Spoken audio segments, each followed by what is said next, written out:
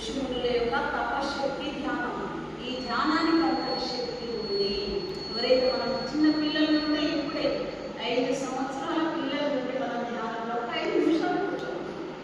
First ఒక 5 minutes చెప్పాలి. 5 నిమిషాలు కూర్చోండి. తర్వాత ఇంకొక 5 నిమిషాలు, పెద్దగా అయితే 10 నిమిషాలు. 10 నిమిషాలు ధ్యానంలో కూర్చుంటే వాళ్ళకు శక్తి, పార్వతీ యొక్క శక్తి లభిస్తుంది. ఋషిమునుల యొక్క ఆశీర్వాదం లభిస్తుంది. మంచి సంతానం వల్ల కలుగుతుంది. ఇది కల్పితం కాదు, అసత్యం కూడా కాదు, సత్యము ఇది. మహాత్ముల కథల ఆధారంగా మరియు నా జన్మ కూడా ఒక ఉదాహరణ తీసుకోవచ్చు అంటున్నారు బాబా గారు. నా జన్మ కూడా ఒక ఉదాహరణ.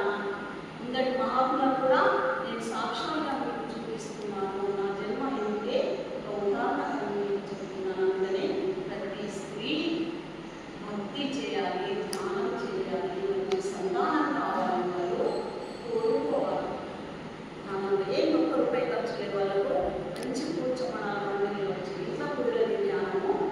ఇంకా ఎందుకంటే అంత విషయ వాసనలు అన్నీ ఉంటాయి. అక్కడ ధ్యానం ఉంటుంది, ఇక్కడ వైబ్రేషన్స్ ఉంటాయి.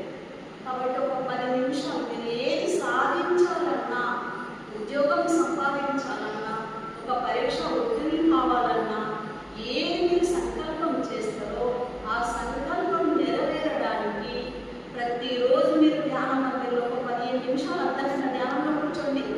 ఒక 6 months 1 month